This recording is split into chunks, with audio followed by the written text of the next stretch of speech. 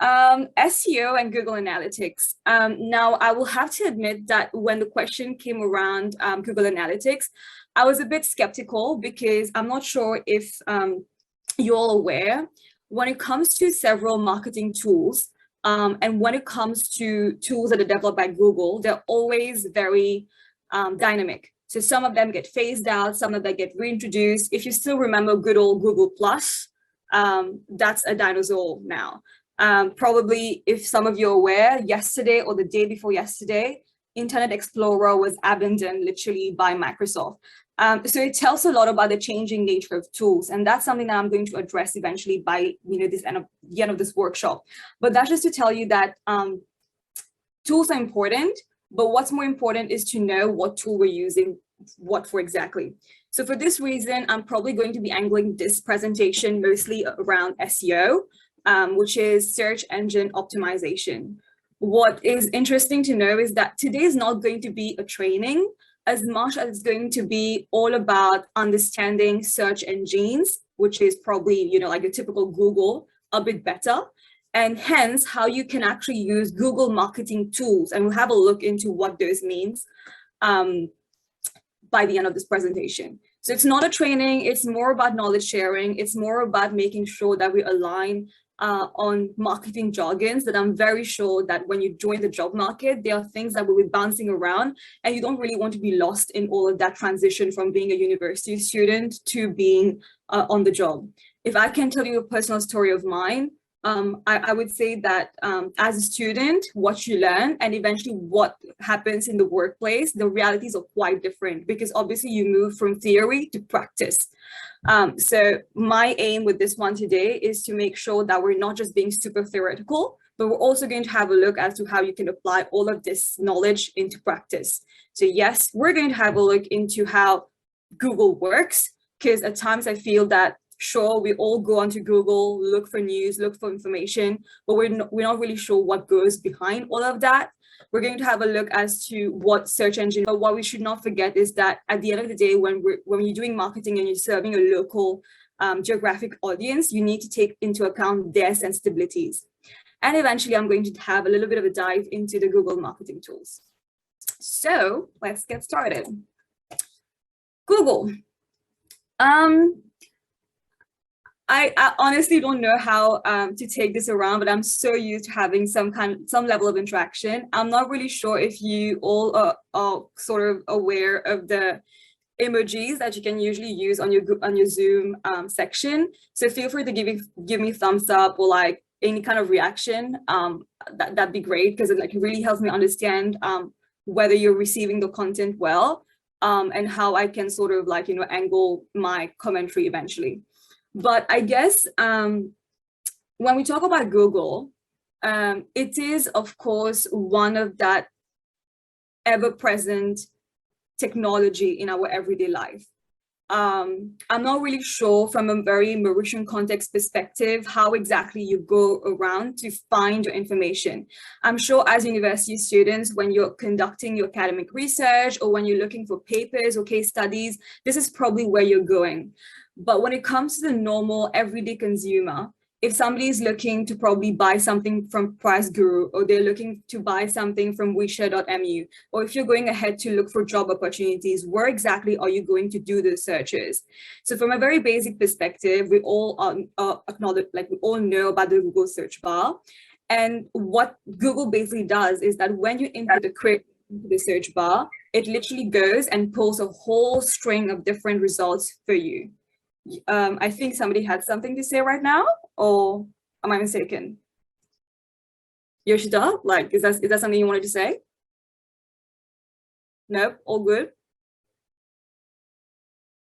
Okay, well, that's that. Now, we may be sort of mistaken into thinking that the only search engine that exists is probably Google and Yahoo. I think as Mauritians, we're all pretty much used to that era of Yahoo or even Servihoo, if some of you still remember, or probably you were not born until then. I remember Servihoo because I was still 2 years old. My dad works in tech, so I did have a little bit of that understanding there. Explorer used to be a big deal, which was another search engine in itself. But there's so many different search engines across the world. Google is obviously the most dominant worldwide. But if we talk about the Chinese context, Baidu is the one that rules supreme over there. If we talk about Russia, Yandex is a search engine that they use. And I just had a little bit of a dabbling around to understand the dominant search engine, of course, in Mauritius, and that does happen to be Google. So I thought it would be just interesting to sort of share that Google is not the only search engine that people usually go to when they're looking for information. That's just a very interesting one to know. This comparatively would differ from country to country, like I mentioned. But yeah, just something cool to understand. Hence, how does SEO sort of form or like blend into this whole picture? Now, when we're talking about search engines, right, you will often notice that when you kind of put a query into your bar, there are millions and millions and millions of searches that may come up. And the whole ball game over here is that if you're serving a particular client tomorrow, so suppose you're going on the job market, you're probably working for some of the brands, some of the leading brands in Mauritius, or you're working for a startup, wherever you sort of land up in your marketing career, right? The whole point is that you're going to be servicing a particular brand, a particular client. And that client, they would want to, of course, always show up in front of the customers, in front of the potential customers. Traditionally in Mauritius, when we talk marketing, marketing tends to be very offline and very traditional in the sense that you would probably see that very big billboard on the highway.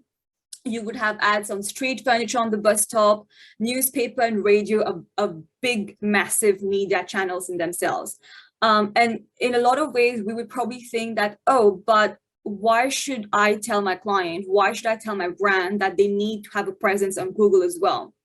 Now, as a matter of fact, if you just step back and question and self-reflect rather, you would of course sort of figure that if as a marketing professional or as a media professional, when my end customer who is taking into account, who is consuming a particular service or product of my client, of my brand, they probably would want to show up on the very first page of the Google search results. So for example, very, very, like these are literally analogies right now.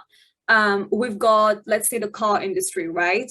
You've got Toyota, you've got Nissan, you've got so many different car brands in the country. Now, if you're working for one of those brands and tomorrow you have an end customer and you understand that when they would go online, they would probably type in and do the research related to a particular car brand. Now, you want to make sure that as somebody who's a marketeer to that particular brand, you're able to ensure that Toyota or Nissan or any other sort of client that you're servicing, they show up high in the Google rankings. Now, that's not the only purpose of search engine, right? There's so many other reasons as to why you would want to optimize a particular client's website or a particular client's kind of content that they put up on their blogs or on their social media to really come across on the media channels.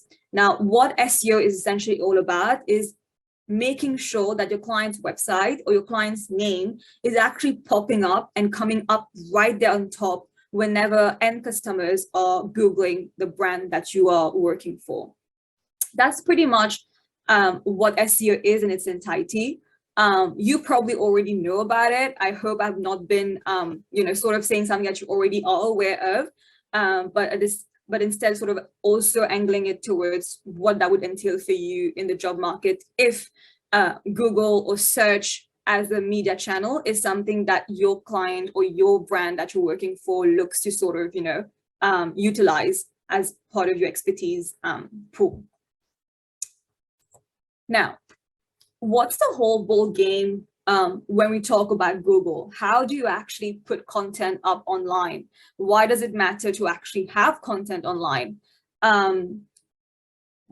Is it enough that we only sort of have brand presence for your clients around radios and newspapers and magazines and perhaps some more traditional, out of home ads? You would want to see can I just ask if you can hear me clearly right now? Because Zoom is showing me a notification about my quality of audio being reduced. Yes, Pavina, we can hear you very well. Okay, cool, awesome. Yeah. Sorry Thank about you. that. No, not at all. Thank you. Cool. Okay. But as I mentioned, Google becomes that sort of other point of contention where you can use it as a platform to increase the credibility and the trust around the brand of your client. But at the same time, Google doesn't exactly make it super easy for you. If I can use some examples, perhaps you would remember from, you know, your university days or from your college or your school days. There was this whole scandal called the Cambridge Analytica that shot up when Trump came into power for the US elections. And we were all talking about the crazy algorithms. If you are connected to Netflix or if you watch some kind of documentaries around giant techs, we're always sort of, you know, like there's this big word that is associated with the tech giants, which is algorithms. At times you would see that when you're Instagram and you're scrolling up and down, you would often figure out that you are being hit with particular kinds of content in your news feed, be it from a meta perspective, aka Facebook, or from an Instagram perspective. Now, I guess from a social media perspective, it's very easy to understand how the algorithms work, because as a social media consumer yourself, you're liking posts probably related to cat videos, or you're liking posts related to sports, whether you're a Liverpool fan or a Manchester United fan. And the algorithms from a social media perspective, they work in such a way that eventually as an end consumer of that content on that particular platform, you are being hit with the kind of content that is going to keep you locked into that ecosystem for the longest time. To correlate that back to the Cambridge Analytica scandal, what exactly was the point over there is because algorithms act in such a way that they can figure out what your political affiliation is. Your data, basically your behavior, is being studied by those algorithms, and they can easily predict whether you have a right-wing philosophy or you have a left-wing philosophy. And all of that definitely sounds scary as an end consumer. But that's exactly how the marketing people behind the political campaigns surrounding the Cambridge Analytica scandal kind of tapped into, because that data, that algorithm, that understanding of how my end consumer, how my audience react to content is something that is almost like gold for marketeers. Because obviously you sort of want to influence people into purchasing an end product or into taking a particular action that you would want them to engage into. Now, you'll have to excuse me. This is probably like a very flagrant example. It's probably a pretty bad example. And we all know the kind of data privacy and surveillance that we sort of see across the internet nowadays in terms of movements trying to protect our data. But at the same time, we sort of say that data is the new oil as well. And when conducted within the rights of privacy and when conducted in the right ways, that data that is very clean and that is actually procured in a very ethical manner is something that a lot of tech giants and companies and media channels like Google or Spotify or YouTube or probably even your Radio Plus or your Top FM or any kind of other media platform, they themselves sort of start using that data to be able to better serve content to end users. Now, I may just be hammering on and saying tons of things that may not be really comprehensible right now. So if at any point you feel that I'm losing you off track, please let me know. But that was algorithms from a social perspective, sorry. What about Google? How does Google actually decide that, hey, for this particular person, Googling a brand or Googling information, this is what should show up on their search result? It gets really tricky because as compared to Facebook that was born just in 2004, if I'm not mistaken, or as compared to Instagram that came along in 2008 or 2010, or as compared to TikTok, which is literally 3 years old, Google has been here for the past 25 years. That's a quarter of a century. And of course, as compared to those social platforms, the amount of content that instead is present on Google is an even bigger repertoire. And it has so many data that it can actually pull and search to actually start ranking them. How does it actually do that? Let's have a look. So you would have noticed in my previous slide, there were around 200 ranking factors that Google takes into account.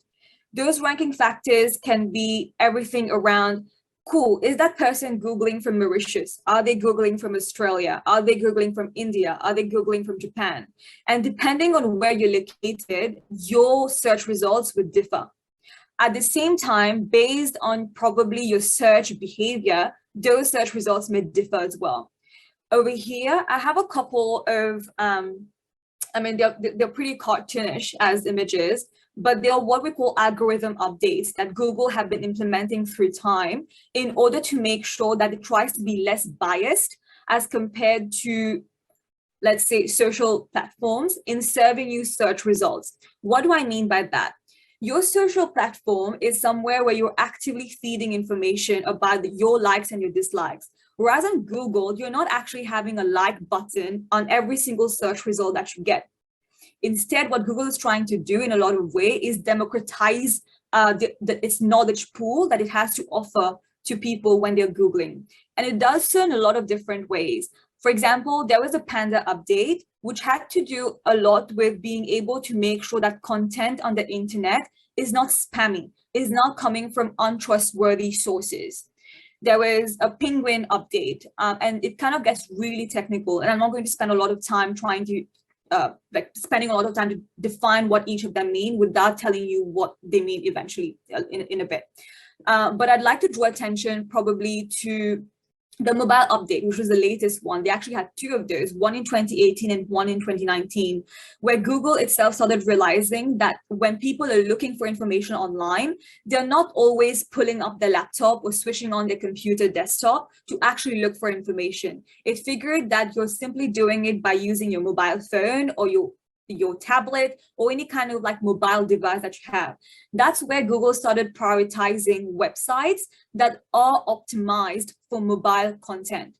You would actually notice that at times when you're trying to purchase something online or when you're just looking for a Wikipedia page online, not every single page looks amazing because it looks amazing just for desktop, but a lot of brands, a lot of your future clients might only actually be thinking about the desktop perspective because that's how everybody sort of wants to check if their marketing website or designs or UX and UI are working well. And often we forget about the mobile aspect.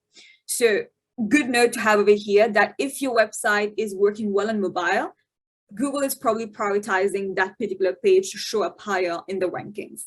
That's just a very quick tip. But I hope I did not really lose you over here when it comes to the entire world of algorithms and a bit of the difference between how social media algorithms work and how Google algorithms work in themselves. I have a meme that comes up next, and I'm not really sure what movie this is from. I'm a big Bollywood fan, so I don't watch a lot of Hollywood content, but if you do know this movie, I hope this makes you laugh. But essentially, it's a pretty cool meme. It says that the best place to hide a dead body is page 2 of the Google search. And it's incredibly true because nobody presses on, next page on Google whenever you're looking for something, right? I'm sure even unless you're this very frantic student who really wants to get the best kind of answer for your professor and just like put it up in your dissertation, right? Nobody is going on page 2. But it's a very cool one. And for me, what gets really exciting from the Mauritian context is that a lot of people, a lot of brands, a lot of clients are not actively working towards Google, which means that tomorrow, if you're using search as a media channel for your clients, for your brands, or your own company for that matter, there's a higher chance that you would be ranking on page 1 regardless, because the headroom for growth in Mauritius right now when it comes to SEO is phenomenal. A lot of people are still not writing blogs. A lot of people still do not have websites for their companies, still do not have that presence digitally. So as compared to many other countries in the world, this is probably not going to be a Mauritian issue, at least in the next couple of years. There is something that I have through chat. I'm not sure what Pulp Fiction means, but, is that the movie's name?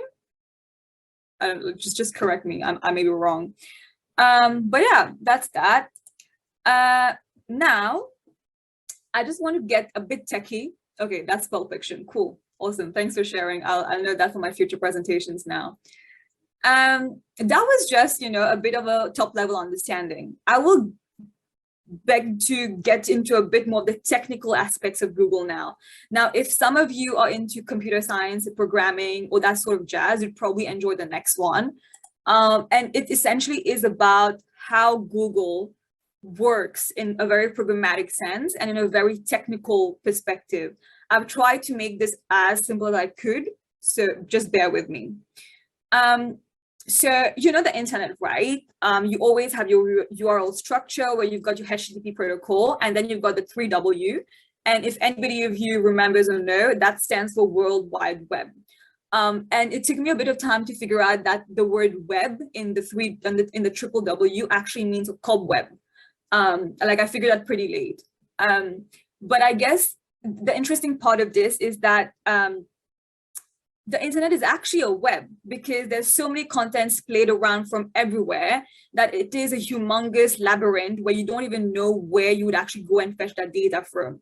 So for that purpose, Google has its famous spider bots, and they are literally what we call they're crawlers. So what those spider bots do is they're a bit of code that go around the entire internet to read every single word that is present on the internet. So obviously, like, that content is probably saved in servers located somewhere in California or Silicon Valley, goodness knows, depending. Apparently there's some servers in the Indian Ocean as well, but point being that there are spiders and there are crawlers that go and read every single bit of information. The second step that Google does then is it starts to index that information. Now, let me step back and use an analogy to better explain this to you.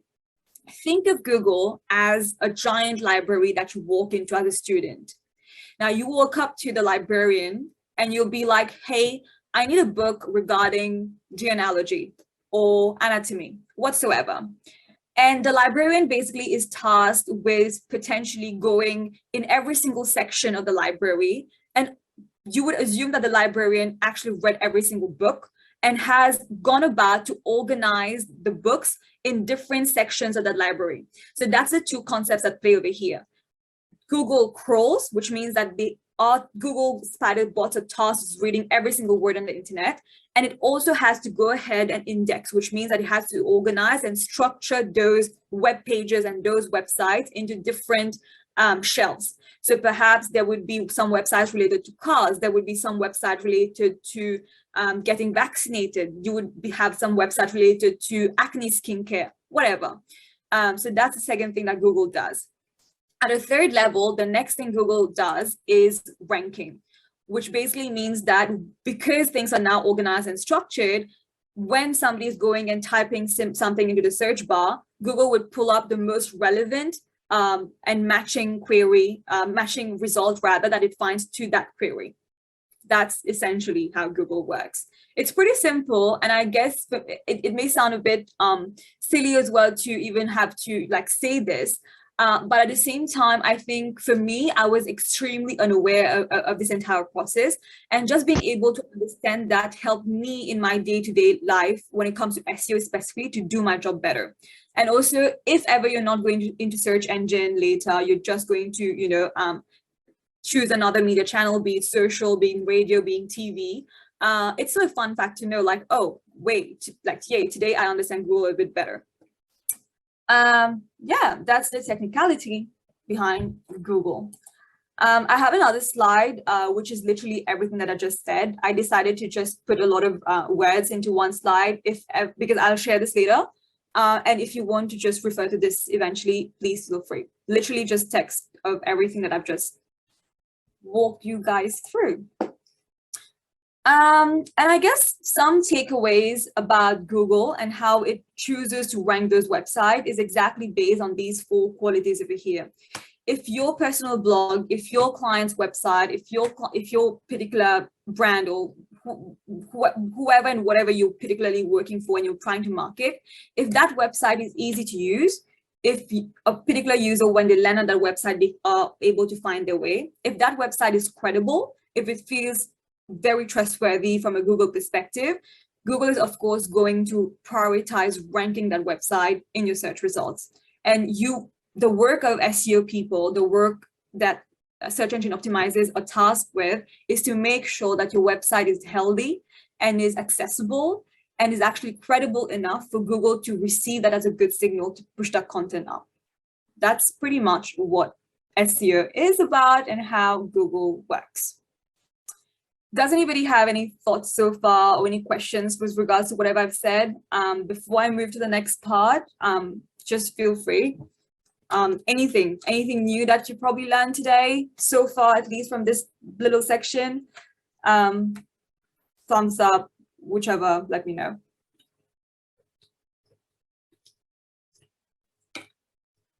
Okay, one is good. I can only see one thumbs up on my screen right now, so one's good.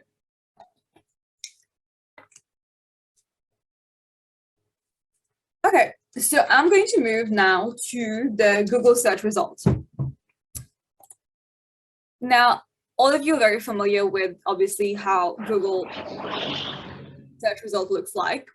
I'm not sure how much of a reality it is at the moment in Mauritius, that usually you would see that at the top of the organic search results, you've got a section that says paid search result, which means that some of the results that you get on Google are also paid for. Typically, you would see that there's ad written in front of that search result. And that's just to say that Google in itself is an ad company. I think we have some noise coming from the back. I'm not sure if somebody wants to mute themselves, perhaps. If that's all right. I think it's stopped. Cool. Thank you. No. Anyway, feel free to do that whenever you can.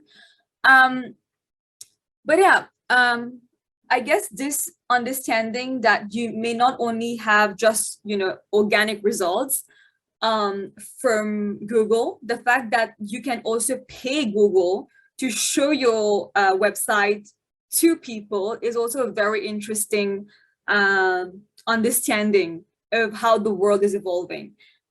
Google is an ad engine as well, and this is clearly exemplified by this.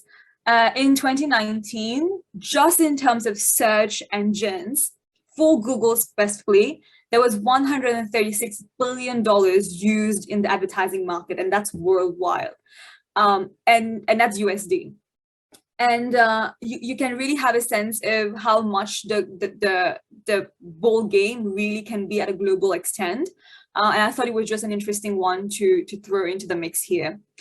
If I go into the next statistics that I have up, which kind of brings the onus into the blue section, which is organic, and the green section, which is paid, is that even if some companies, some brands may be choosing to pay Google so that their website sort of shows up higher for a particular search query, what happens is that still people, being human, like this being a human nature thing, still choose to go and scroll down a little bit and click on the blue ones, which are like the organic search results, because people tend to think that if a particular search result is showing up organically, naturally, without being paid for, it has to be more trustworthy. So you can see an aversion towards paid ads on search, probably something that you don't see as much on social channels, which is also a very interesting characteristic of, search as a media channel.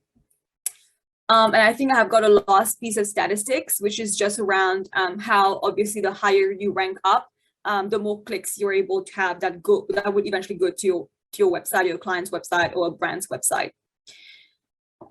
That's pretty much a very top level perspective about everything. I'm not sure if this is overwhelming at the moment, or I really hope it's relevant to everything that you're learning so far, though. I will dive into three of the pillars thanks for the heart. I will just dive into the 3 pillars of SEO. And this is where it gets a little bit technical. And I would probably ask for a bit of your attention over here, because this talks to how exactly tomorrow, if you're tasked with a client website and they're like, hey, we've got so much budget, what should we do with it? Do we write content? But why should we not write content for a blog? Why should we not use that money to push an ad up on social media, for example, boosting your post on Facebook? If suddenly you have a company that has no presence on online, and they're like, we really want to create a website. What are the considerations you need to have for that? So this is exactly what the 3 pillars are going to be about. So first, we have on-page SEO, second, off-page, and third, technical. On-page is everything content related from a blog perspective. Off-page has to do with the kind of public relations. I'm going to dive into it because it gets slightly different from everything that we've talked about so far. And eventually we've got technical SEO, which has to do with everything UX, UI, web design, making sure Google is able to access your website from a tech perspective. But let's dive into the very first pillar, which is on-page SEO. I guess as marketing students, you might have heard it time and again that content is very important for marketeers, and that content is supreme, and you need context behind your content as well to make sure that it performs well. And I guess as students as well, at times you would think that, but is really me publishing or suggesting my client to publish a brand new article pushing a sale for them? If I'm working for a flower shop, for example, how does it matter to them whether my client has published how do you trim leaves from flowers or something of the sort online that would actually push, you know, a purchase for that person? And I guess that's where it also comes to the maturity of the Mauritian consumer market as to whether search indeed is a good channel for brands to dabble into. But regardless, you would think that whenever you're pushing content ahead for your consumers to consume, you would want it to be backed up by research, which means that you want to make sure that that content is actually something your consumers are looking forward to. And from a search engine perspective, you would do that by making sure that there's an intent behind it. And you would do that by you conducting a keyword research, which you can do using Google Keyword Planner. It's one of the most famous tools of Google. I will get into that towards the end of the presentation. But it's just interesting to know that content is not as simple as literally just brainstorming. It also has to be backed up with tons of data that is often supplied by big data companies like Google themselves. And the importance behind having content on your website has to do with how Google looks in front. So again, I'm sure these two screenshots that you see on the screen are not very different from how you would expect your search result to look like. So suppose you're typing into the Google bar a particular search query, you do have results showing up. At times, you also have a bit of Google Maps. If you're conducting your search on desktop, you also have these side on the right hand side instead, where it's called a knowledge panel. So this would be giving you some more information around a brand or just some more information around anything that you're searching. Now, the essence behind having content on your website or even producing content for your clients is that Google is able to actually track how much content is being posted and where. At times, you've got sections that would feature videos. You've got sections that would literally feature an Instagram feed or a Twitter feed. So essentially, it's being able to determine the amount of credibility your brand or your clients or different companies have on the internet for that particular region and show that up over there, which is why it's so important from a search engine perspective to have content up there. And I guess to sort of get back to the main part of how do you do content, this is a very simple flow of producing content and creating content, which is of course powered by something that often it may not seem as instinctive to be done at first. At times we tend to define goals of what we want the content to achieve at the end, but a very good flow that we have over here is that before even producing the content, whether it's from a social perspective or from a search perspective, we want to know why is it that we're producing the content. Do we want people to look at the content and buy something? Are we just looking to increase the awareness around a particular brand? That's why we're producing the content, because depending on the end goal, the nature of that content in itself is going to differ. Then you also want to make sure that you're defining the audience. Are you writing for a female skew audience? Are you writing for a more boomer audience? What kind of audience are you writing for? Are you writing for an English speaking audience? Are you writing for a French speaking audience? There's so much that goes into making content. And it's very important to emphasize that, because you'd be surprised that 91% of content on the internet, on Google specifically, are actually not receiving any traffic. And that's where it gets really competitive. That's why you want your content to really perform. That's why you want to make sure that it is appearing on that page one, because or else you're just going to be part of the 91% of the whole internet where those websites are not receiving any traffic. And that's how you tomorrow, if you have a conversation with a potential client and you're like, but why should I give you the money to do this for me? These are statistics that really sort of shock, and they've really sort of put it out there that, hey, if you want to be visible, if you want people to have a sense of trust towards your particular brand or your particular company, then, well, you need to be investing into making sure that you rank well high up on Google. And to reflect on the content bit as well, something that's really cool and interesting is that when you're producing content for your website, it's almost like you're sort of targeting different various other media channels, because even a very simple blog can be converted into a social media post. It can then be picked up by influencers or other user-generated type of content holders or bearers. And that can also be picked up by the local media, who themselves would be like, oh, wow, there's a piece of content there that we should be talking about with our audience as well, which is more of that earned media perspective, which is really cool because you're getting public relations, activity without even having to pay for it. So there are multiple advantages to trying to create content that is a bit more long format, which means that it's more blog style and article style that way.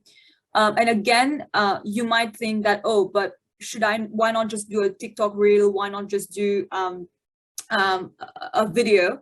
The emphasis again here becomes on text, because Google crawlers and Google bots can only read text. So that's a very interesting takeaway over here. I'll move on to my second pillar, which is off-page SEO. And that's a very simple one. I've tried to sort of visualize that as much as I could over here. Off-page SEO has to do with how many other third-party brands or third-party newspaper agencies are actually picking up your brand's content. Because what it tells to Google is that if your article, if your piece of content is being given an upvote, is being voted by different other entities, it means that it's credible enough. So off-page SEO has to do with measuring that kind of, is your content authentic? Is it being picked up by others? It basically sort of like goes to, send those signals to Google that, hey, that content is doing really well, so it deserves to be ranked up higher. The last one, technical SEO, is literally where we go very, very techie, as the name implies. What it just means is that even if you publish your website, is it actually live?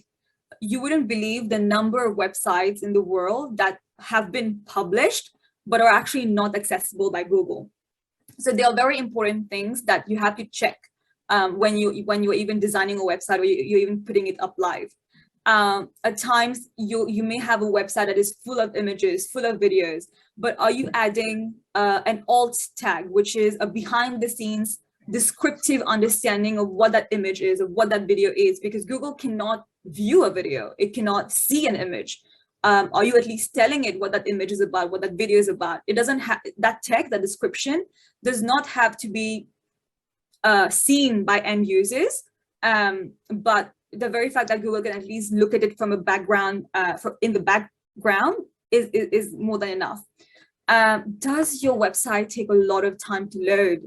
Is the speed like it's taking so much time to load? Typically, on average, this varies from an industry to industry level. If your website takes more than 3 seconds to load, well, you're losing potential customers, and people are just going to bounce out of your website entirely. And these are very important considerations that Google take into account. The last one, which is about URL error codes. does your website feature full pages? I'm sure so many of you, whether you are marketing students or not marketing students, if you're on Google and eventually you click on a particular link and it lands you on a 404 page, you'd be super annoyed and frustrated. And Google obviously wants to service good quality content to its users, which means that as a brand or as a company, when you have a website, when you have a page, you would want to make sure that you don't have 404 pages on your website. And these are actually being taken into account by Google when they want to rank your brand up on search. So those were essentially the three content pillars, 3 pillars of SEO rather, sorry. And I hope that in terms of the 3 pillars, you do have a better understanding of why it's important to not just have a website up for the sake of it, and how it kind of matters that you optimize it in a way that makes sense to Google, and how that in itself can help you better source out to other different media channels. That was what I had from an SEO perspective, which was the more theoretical part of all of it. I have a next section now that has to talk about SEO from a Mauritian perspective. But before I go on, do we have any questions at the moment, or we're good to go? Nope, no questions. Should we just dive into Mauritian SEO? Yes, Pavina, I think we're good to go, yeah? Cool, okay. If you have any questions, you can perhaps put down your questions in the chat box. Yeah? And later, Pavina will be able to look into it. Thank you. Yep. As a heads up, we're almost nearing to the end of this one. So make sure that you have your questions if ever you do have them. Cool, I can already see a question coming up. That's lovely, love it, I'll come to it. SEO in the Mauritian context. I became a bit cheeky over here and super cheesy and had to use a quadrupolo. But I guess I always think about being able to do SEO for Mauritius. And these are a couple of questions that come to my mind whenever I think about Google in the Mauritian context and perspective, because I'm pretty sure that while I was reciting everything that I just did, you must be thinking about, but hey, do people actually go to Google in Mauritius when it comes to perceiving a brand, or when it comes to buying a product? Don't people anyway just bookmark a particular link? Don't people in Mauritius sort of like wait for an ad to show up on Facebook or wait for a post to show up on Instagram to then be linked to go on a website? Is there really behavior behind Google in Mauritius when it comes to marketing capacities? And they were all fair concerns, and even I still have those concerns as well. But I was taught by the very first one, which is in red. What language would Mauritians use to Google something up? As a marketing professional, as a marketing student, if you're even looking to optimize your client's website or your brand's website, right? What would you recommend that they write in? Would you recommend English? Thanks. Would you recommend English? Would you recommend French? Would you recommend Mauritian Creole? And they're very valid questions, and they're important questions to even have when you're discussing those things from a very strategic level with your client, with your company. And it's very important. Would you hence take the decision that you need to have a dedicated English blog, you need to have a dedicated French blog, you need to have a dedicated Creole blog? Do we even have representation on the internet when it comes to Creole? Would Google even care about it? And I do not have those answers, but I just thought those were interesting talking points, and they were very important for me to mention. The second one, the blue part. Is Google a trusted brand in Mauritius? How do Mauritius really access the internet? So to say that there's the good old adage of word of mouth, right? Which is the referral technique in marketing. Yeah, Pavina, I'll just interrupt you for a moment. Worries. Yes, I think these are very interesting questions which you came up with, you know. And of course, these are probably some areas of research for the students who might be interested, you know, to work on their dissertation later on, isn't it? So Entirely. yes, exactly. I think it's quite interesting. So in the audience, please, probably you might take note of that, and you know, for something that you can work on during your dissertation or for your research. Yeah. Thank you, Bawina. No worries, and I'm just so happy that you find value in them, Dr. Bindah, because and if anybody does decide to pick this up to write into a dissertation, please email me, CC me. I would love to have an insight into all of that. I would be happy to even share your research on my LinkedIn network and everything. I'm just super stoked about being able to make Mauritius more present digitally. Yeah. So it'd be amazing, and I mean, I'm super excited That's about fantastic. This. So the call is out there, yeah? Entirely, no doubt. Thank you. No worries. And that's just to say, right? For example, I remember when I was putting one of my books out that I published, how hard it was to even get people to go on Google and research that. Whereas it was just more okay for somebody telling somebody else that, hey, you know what, I use that particular product X and service Y, you should use it as well. So what's the importance of Google when it comes to the everyday Mauritian lifestyle? Would that be something that as a marketing professional, you would even invest your bucks into? But it's a very fair and valid question. Third point, are Mauritians information savvy? Does it really matter to Mauritians that they need to know a lot about the technical specifications of a product before even deciding to buy that product? Does it matter to them? Or is it more than enough for them to have, you know, a word of mouth referral from someone? Is that trend changing?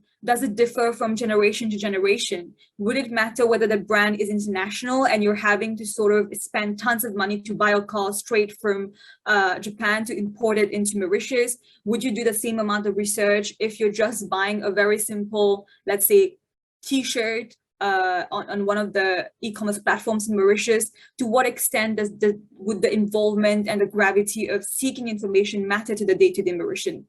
So also a very fair information and like confrontation to have as marketing professionals. And the last one, which is always something that you would keep seeing when you join the job market from a marketing perspective, you would always have to justify budget. Do I have enough budget to invest in this particular media channel? Is SEO worthy of that investment?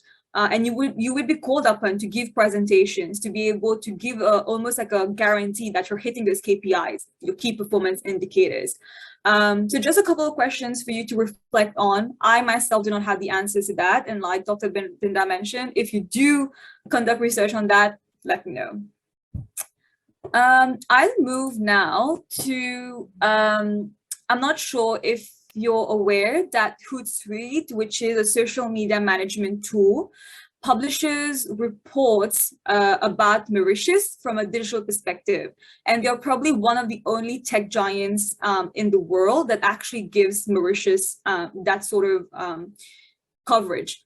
Because you might not find a lot of, you know, for example, Facebook did publish a report around social media behaviors in Mauritius, but that was only following some requests that happened around cybersecurity issues that we had in the public arena. I think it was last year.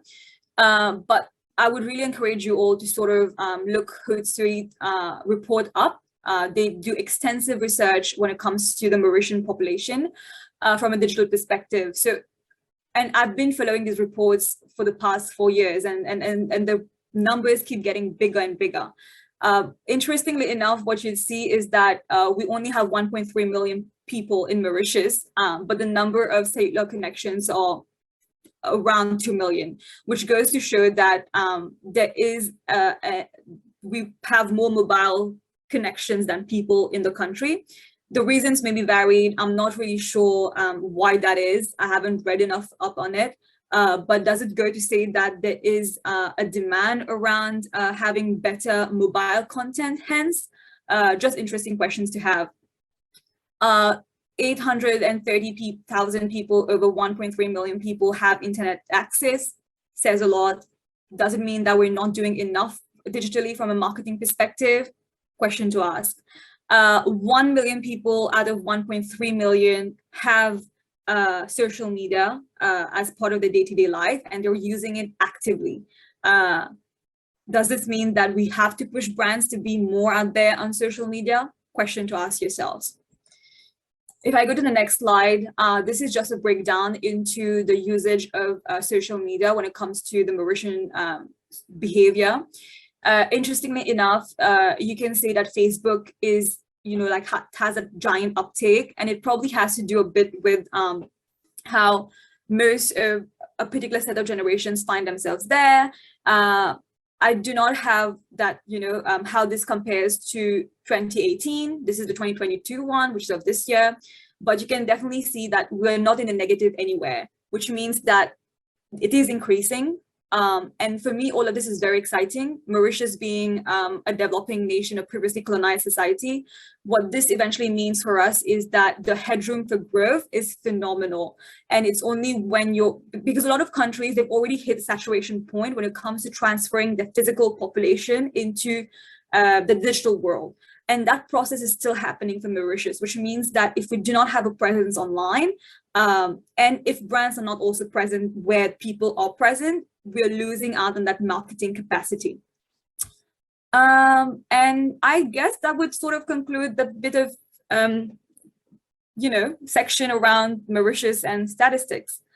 I will come to questions soon, I promise. We'll just jump to the tools. The reason why I couldn't dedicate enough time to Google Analytics is because Google Analytics is undergoing a massive change happening this month, actually, June 2022. So it's no longer going to be called Google Analytics. It's transforming to GA4, Universal Analytics. And you remember how at the start of the presentation, I told you that tools are constantly changing. And I would do all of you a disfavor if I even attempted to sort of present you the tool right now, because that would be redundant knowledge in just around 6 months' time. And what's essentially happening is Google is just trying to get better and better in terms of how it's servicing its marketing professionals as well. And I would invite you to sort of like keep up to date with this particular news set. And I wish I could take you through the tool, but what I instead have for you guys is this particular slide, which has to do with the Google marketing tools. My massive shout over here is that Google is a product, is a platform product. And on one side, it has marketing professionals and brands, and on the other side, it has customers and that user audience. Now, we are all used to Google from we're searching the Google bar perspective, whereas all the tools that you see on the screen over here is what marketing professionals are familiar with, is what brands would be more familiar with. Now, you've got so many tools from Google. You've got the entire Google Marketing Platform Suite. You've got the Display Video 360, which has to do with YouTube, essentially. So brands would typically use that platform to be able to upload video ads, and then you push it onto YouTube. I'm not sure if YouTube ads were a thing back home. When I visited the island a couple of months back, I was not hit by any YouTube ads, and I was so ecstatic about it. But this means that what if tomorrow it's a possibility in Mauritius? Should we not be tapping into that as marketing professionals? Analytics is more around your traffic to your website, but it also tells you what people are clicking on and how much time they're staying on your website for. Interesting metrics to report back on. But is it the kind of tool that you want at that point? The third one, you've got Data Studio. It is basically a reporting dashboard that Google gives you. It's almost like a mini PowerPoint style for Google. Very different from Google Slides itself, but still another tool there. And the list goes on. I would probably want to shed some light on Tag Manager 360, which is essentially a tag that you can associate with your website. And what it does is it can track that when somebody saw social media posts, did they actually go to your website or not? So it's a tag, it's a pixel that you sort of introduce into your website code, and it can track how people are behaving in the internet ecosystem itself. Now, my massive shout over here is that as marketing students or professionals, your job is not to be able to master every single one of these, not at all. what you have to decide for yourself is what part of Google, what part of digital marketing is something that you have an active sense of interest towards. Only then go and choose that one particular tool to actually have a mastery of. And to be very honest with you as well, a lot of this can be learned on the job too. It's not like you have to thread your mind over it that, oh my God, like I don't know how to use this. I really need to know how to use that, because like marketing is a subset of the tech world today, and tech, like medicine or any innovative industry, is always changing, is so dynamic. What you instead should probably focus on is having a very change-oriented mindset, where anytime there's a new tool that comes around, you actually have the flair to go and be like, cool, I'm going to learn this one now, because tools are always constantly changing. That's not to say that you shouldn't at least kind of like go and try and use, you know, you've got the Google Garage, which is a Google Academy, where it gives you all the certificates for Google Analytics or Google AdWords. It's no longer AdWords now, it's Google Ads.